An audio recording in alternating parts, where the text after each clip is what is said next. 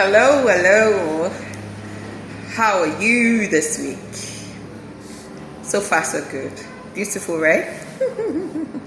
So this is the Queen of Reality, and this week on Knowledge Up, we'll be continuing with the topic we started, which is on sibling sexual abuse. Thank you for your subscription. Thank you for following, for your comments, for your like, for sharing. By the way, last week, one of our viewers called me in confidentiality and shared with me a story which was really touching, and this is to let us know that look, this thing is real. We have to pay attention, and there's also need to help those who had gone through this innocently. So without no further ado, this week I'm going quickly to what we are going to talk about this week, which is how do we help the perpetrators. Don't forget, last week we addressed how to help the victims, believe them, help them to seek for help, create a safe environment for them.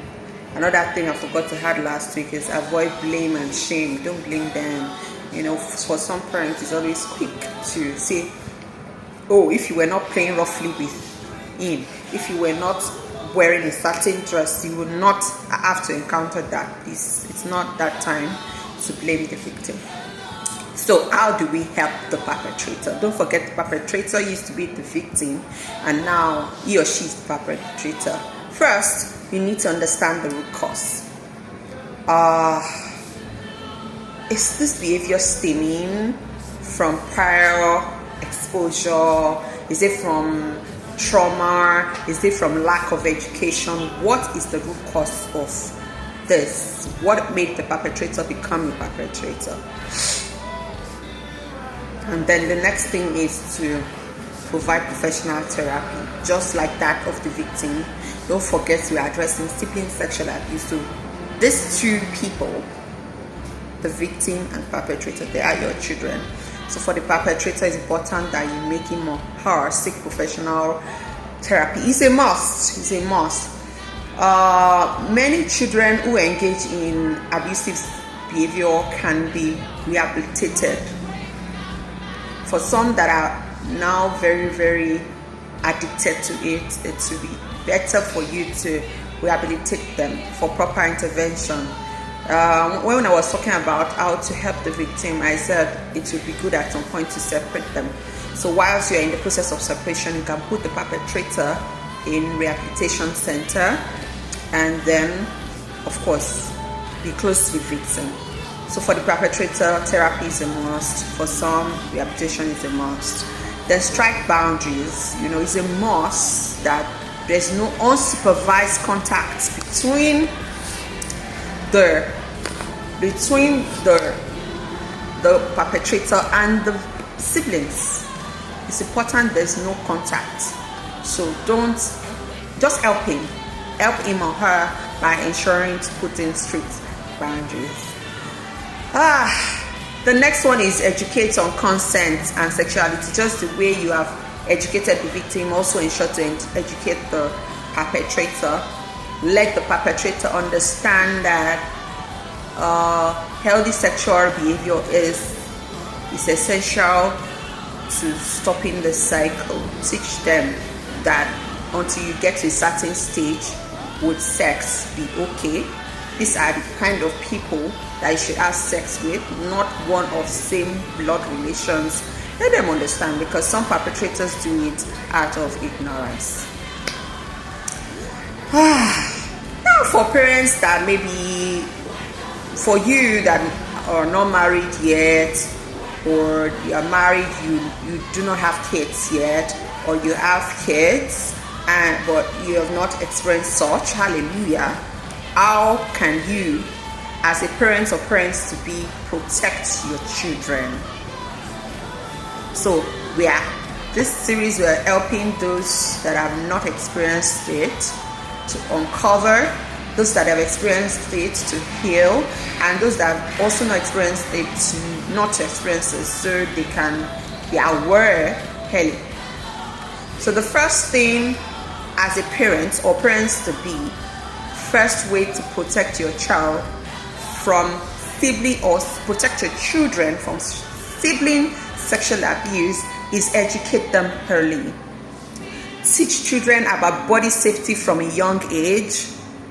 Use books, cartoons, videos, conversations to explain to them personal body boundaries and consent. I know they teach them all of these things in school, but also let them realize that it doesn't only limit them to, this teaching is not only limited to themselves and a stranger alone, themselves and extended family alone. It flows to their own siblings and their own blood relations. Let them be aware.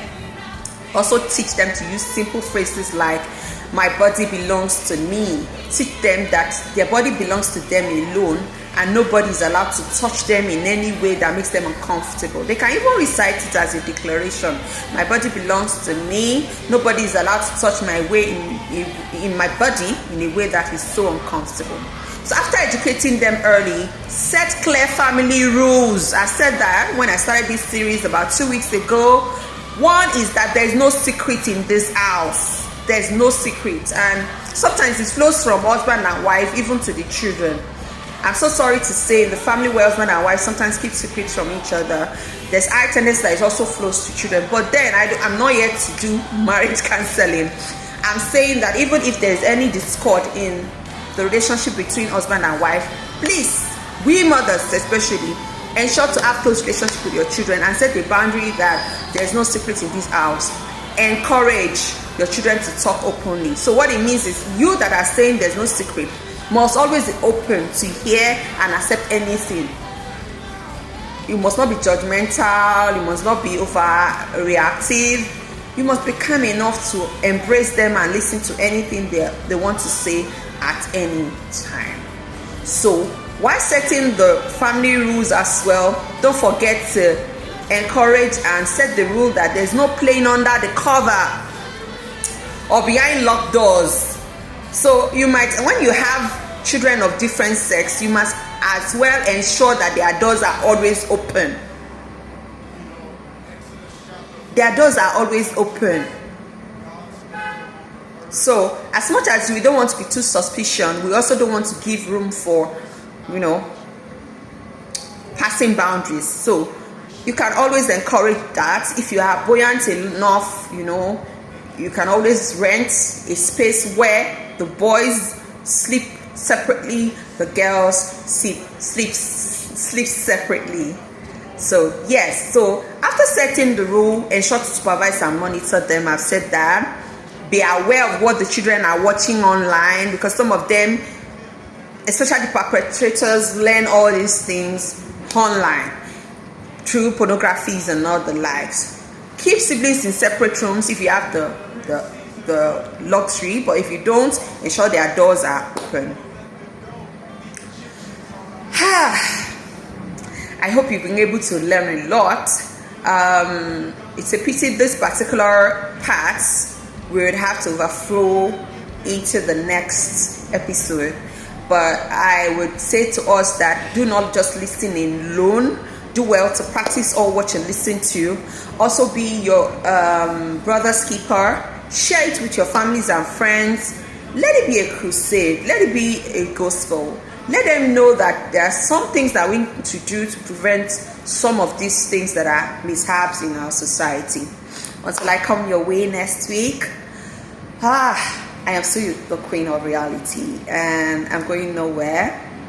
I do hope you enjoy the rest of your week and God be with you all. Bye for now.